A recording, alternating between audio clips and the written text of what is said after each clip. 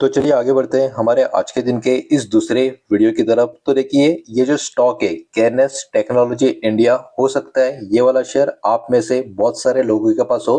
Because ये company जिस industry में काम करती है, उस इंडस्ट्री का ग्रोथ हमारे कंट्री में बहुत ही बड़ा आने वाले कुछ सालों में, आने वाले दशक में काफी अच्छा खासा होता हुआ नजर आ सकता है। तो ये स्टॉक बहुत लोगों के पास होने के बाद पिछले बहुत समय से स्टॉक में आपको गिरावट देखने को मिल रही है। और आज के दिन जो स्टॉक में क्रैश देखने को मिला है, लोग यहाँ पर काफी ज्यादा नाराज आपको नजर आएंगे। लेकिन अभी एक बहुत ही शॉकिंग रिपोर्ट इस कंपनी के बारे में मार्केट में आ चुकी है, जिसके वजह से अब कहीं ना कहीं इस स्टॉक में एक पैनिक सेलिंग होती हुई हमको देखने को मिल रही है। जिसका एक बहुत ही बढ़िया एग्जांपल आज के दिन हमको 6.5% का क्रैश इस स्टॉक में जो आज हो चुका है उसमें हमको होता हुआ देखने को मिला। जो खबर इस कंपनी के बारे में आ रही है, बहुत ज्यादा निगेटिव आपको देखने को मिलेगी।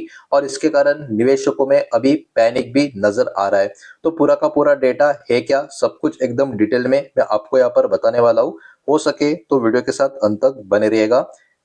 हमारा एक व्हाट्सएप का चैनल भी है जो टोटली फ्री ऑफ कॉस्ट है। अगर आप इंटरेस्टेड हो तो व्हाट्सएप चैनल भी ज्वाइन कर सकते हो। व्हाट्सएप चैनल का लिंक इस वीडियो के डिस्क्रिप्शन में आपको मिल जाएगा। तो स्टॉक का नाम है कैनस टेक्नोलॉजी इंडिया लिमिटेड। 4,972 रुपए के आसपास की इसकी आज के दिन की क्लोजिंग आपको नजर आएगी। और इसका मोमेंटम अगर आप इंट्राडे का आज के दिन का देखोगे, तो स्टॉक जहां पे खुला उसके बाद स्टॉक में सिर्फ और सिर्फ गिरावट ही गिरावट देखने को मिली। स्टॉक में कहीं पर भी तेजी आपको नजर नहीं आई, मतलब एकदम क्लियर कट डे हाई पे ओपन होके एकदम डे लो पे स्टॉक हमको जाता हुआ देखने को मिला। इतना ही नहीं, पिछले बहुत समय का मोमेंटम अगर आप इस स्टॉक का देखोगे, तो लगभग पिछले 2-3 महीने से स्टॉक काफी ज्यादा गिरता हुआ आपको नजर आएगा। तो यहाँ पर इस पॉइंट से अगर इस स्टॉक को अगर आप देखोगे, जो अराउंड 7,000 के ऊपर या उसके आसपास का रेंज था, वहां से गिरते गिरते अब ये वाला स्टॉक अराउंड 5,000 के नीचे की तरफ आ चुका है। मतलब इस स्टॉक में एक बहुत ही बड़ा क्रैश पिछले बहुत समय से होता हुआ हमको क्लियर कट चार्ट के ऊपर देखने को मिल रहा है। ओवरऑल लंबी दूरी का चार्ट का पैटर्न देखोगे तो ये पैटर्न इतना बुरा नजर नहीं आएगा। अभी भी यहाँ पर पॉजिटिविटी आपको देखने को मिलेगी, लेकिन हाल फिलहाल में काफी ज्यादा निगेटिविटी टेक्निकल पैरामीटर्स पे नजर आ रही है। और आज जो काफी बुरी रिपोर्ट इस कंपनी के बारे में जो मार्केट में फ्लोट हो चुकी है, निवेशकों में बहुत ही बड़ा पैनिक यहाँ पर नजर आ चुका है। तो चलिए अब आगे बढ़ते हैं और इस स्टॉक की वो रिपोर्ट क्या है जो काफी बुरी रिपोर्ट है, काफी नेगेटिव रिपोर्ट है, जिसके कारण स्टॉक में भी आज के दिन क्रैश हो चुका है, वो जरा यहाँ पर हम समझ लेते हैं। तो यहाँ पर कैनस टेक्नोलॉजी की बात करें, सबसे पहले इस स्टॉक के कुछ इंपॉर्टेंस नंबर की बात करें तो पिछले एक हफ्ते में 6% से ज्यादा की गिरावट, आज ही लगभग 6.5% का क्रैश है।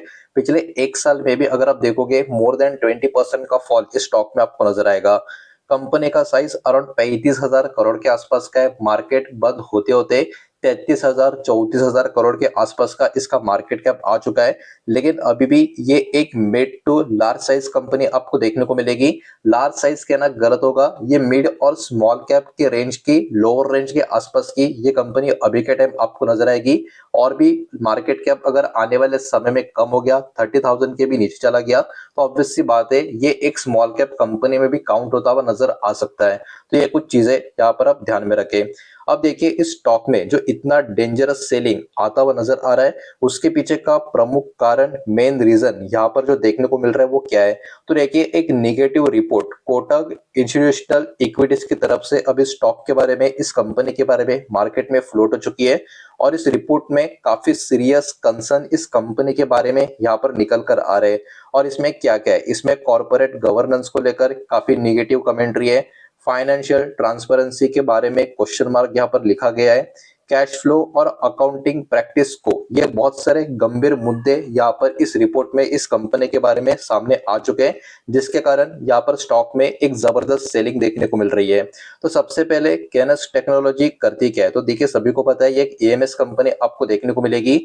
It is a design to manufacturing electronics company आपको नजर आएगी।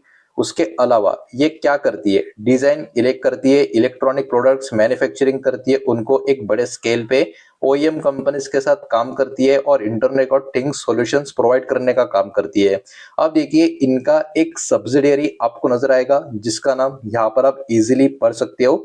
इसको लेकर एक बहुत ही बड़ा बवाल अब बाजार में होता हुआ नजर आ रहा है। तो इनका जो सब्सिडियरी है इसमें एक बहुत ही बड़ा प्रॉब्लम है।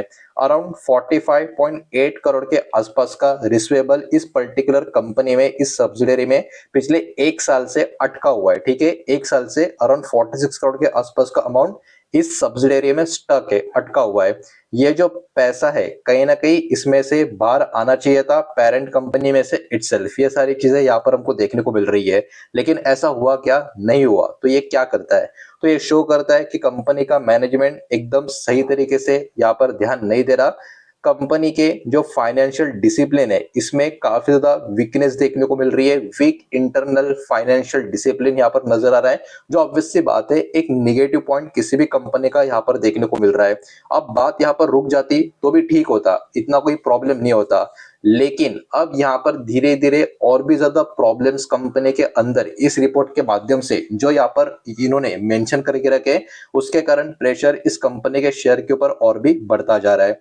वीडियो को प्लीज लाइक कर देना, वीडियो को शेयर कर देना। पहली बार चैनल पे आ चुके हो तो चैनल को भी सब्सक्राइब जरूर कर देना। तो देखिए कंटिंजेंट लायबिलिटी इस कंपनी की जो है बहुत तेजी से बढ़ती जा रही है। फाइनेंशियल ईयर 2025 का जो कंटिंजेंट लायबिलिटी था वो अराउंड 520 करोड़ के आसपास का था। ये 18% कंपनी का जो नेटवर्थ है उसका हिस्सा आपको देखने को मिल रहा था। अब देखिए बहुत लोगों को लगेगा ठीक है 18% होता है, इसमें कौन सी बड़ी बात है, लेकिन ये क्यों इतना डेंजरस नंबर है इसको भी आपको यहाँ पर समझना होगा। These are future possible losses, उसके अलावा can sudden become big financial burden इस कंपनी के ऊपर, और ये रिटेल इन्वेस्टर्स को यहाँ पर पैनिक में ढकलने का काम करती है। तो फाइनेंशियल 2025 का जो इस कंपनी का कंटिंजेंट लायबिलिटी है अराउंड 550 या 525 करोड़ के आसपास का, जो इस कंपनी का नेटवर्थ का 18% है। ये भी एक बहुत ही बड़ा प्रॉब्लम अब इस कंपनी के लिए यहाँ पर नजर आ रहा है। अब देखिए खतरा रिसीवेबल डिस्काउंटिंग एंड प्रोविजनिंग, ये जो पर्टिकुलरली चीज यहाँ पर नजर आ रही है ये भी एक प्रॉब्लम क्रिएट कर रही है। कंपनी को कहीं ना कहीं अभी डिस्काउंट देना पड़ेगा मनी फास्टर वे से कलेक्ट करने के लिए। Set aside money for bad debts this will, ये होने के बाद कंपनी का जो प्रॉफिट है रिड्यूस होता हुआ नजर आएगा और कंपनी का जो वर्किंग कैपिटल स्ट्रेस है वो भी इंक्रीज होता हुआ नजर आएगा। मतलब ये भी एक नेगेटिव पॉइंट ही यहाँ पर क्रिएट करेगा इस कंपनी के लिए, जिसका रिफ्लेक्शन स्टॉक में आज के दिन नेगेटिव होता हुआ नजर आ रहा है। इतना ही नहीं, इनका जो बोरोइंग कॉस्ट है वो भी काफी हायर लेवल पे आपको देखने को मिलेगा। फाइनेंशियल ईयर 2025 की बात करें, इनका जो एवरेज बोरिंग कॉस्ट है वो लगभग 18% के करीब है। This is very high for manufacturing company. मतलब एक मैन्युफैक्चरिंग कंपनी का अगर आपका कैटेगरी है तो उस कैटेगरी के लिए ये जो बोरिंग कॉस्ट है वो काफी ज्यादा हाई नजर आ रहा है। इसका मतलब कंपनी के लिए जो लोन्स होंगे वो एक्सपेंसिव होंगे, महंगे होंगे। इंटरेस्ट का जो बर्डन होगा ये भी ज्यादा होगा। नेट प्रॉफिट ये कहीं ना कहीं काफी कम होता जाएगा, कमजोर होता जाएगा। तो ये भी पॉइंट यहाँ पर क्लियर कट निगेटिव है जो इस रिपोर्ट में यहाँ पर इनको मेंशन किया गया है। इसके साथ साथ अकाउंटिंग प्रैक्टिस भी इस कंपनी की अनयूजुअल यहाँ पर बताई गई है। कंपनी कैपिटलाइज 180 करोड़, मतलब कंपनी ने 180 करोड़ के आसपास का जो पर्टिकुलर अमाउंट यहाँ पर दिखा है उसमें आप देख सकते हो टेक्निकल नो हाउ डिजाइन प्रोटाइप्स, इस कैटेगरी में ये सब कुछ होता हुआ आपको देखने को मिलेगा। ये ओवरऑल 6.5% का मतलब रेवेन्यू का 6.5% का हिस्सा आपको नजर आएगा। तो ये कहीं ना कहीं कंसिडर किया जाता है काफी ज्यादा अनयूजुअली ऊपर की तरफ का नंबर देखने को मिल रहा है, और इसके कारण इनका कंपनी का जो अकाउंटिंग का ट्रांसपेरेंसी का कंसर्न है वो भी इसके वजह से बढ़ता हुआ नजर आ रहा है। इसके वजह से भी एक पैनिक अब मार्केट में निवेशकों के सामने इस कंपनी का क्रिएट होता हुआ देखने को मिल रहा है। Cash conversion cycle triple C जिसको बोलते हैं, वो भी अब कंपनी का जो इस रिपोर्ट के माध्यम से देखे तो काफी ज्यादा लंबा नजर आ रहा है।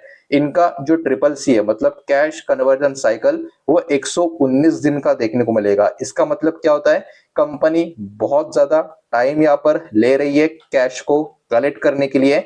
मनी यहाँ पर कंपनी के बिजनेस ऑपरेशन में स्टॉक होता हुआ नजर आ रहा है, जिसके कारण कंपनी का जो लिक्विडिटी है उसका रिस्क भी काफी ज्यादा बढ़ता हुआ आपको देखने को मिलेगा। तो ये भी एक बहुत ही बड़ा प्रॉब्लम अब यहाँ पर इस कंपनी के इंटरनल नंबर्स में, कंपनी के अकाउंटिंग प्रैक्टिस के साथ साथ कंपनी का ट्रिपल सी में क्लियर कट नजर आ रहा है।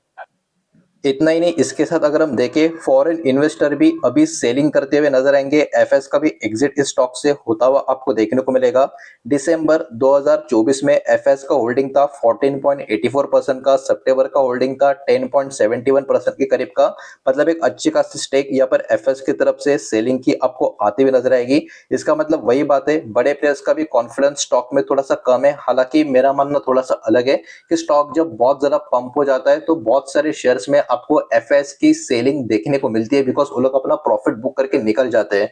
और एफएस की सेलिंग का मतलब सिंपल से हिसाब है, स्टॉक में बड़ी गिरावट आने का चांस रहता ही रहता है। और इस स्टॉक में अब वो होता भी हुआ नजर आ रहा है। लेकिन एक सच बात तो एक्सेप्ट करनी पड़ेगी कि एफएस की जो सेलिंग है वो तो स्टॉक में होते हुए हमको देखने को मिल रही है। और एक कंटिन्यूस सेलिंग स्टॉक के ऊपर भी क्या कर रही है, प्रेशर करवाने का काम कर रही है। तो देखिए इस रिपोर्ट को एकदम सिंपल समरी में आपको देखना है, कंक्लूजन आपको यहाँ पर निकालना है कि ओवरऑल रिपोर्ट में पॉजिटिव आपको कुछ भी देखने को नहीं मिलेगा, सब कुछ निगेटिव आपको देखने को मिलेगा। और ये स्टॉक जो इतना ज्यादा प्रेशर में देखने को मिल रहा है उसके पीछे के रीजंस क्या है, कैश फ्लो कमजोर है, डेप्ट कॉस्ट काफी ऊपर है, आने वाले समय के लिए लायबिलिटी भी ज्यादा भविष्य में बढ़ती हुई नजर आ सकती है।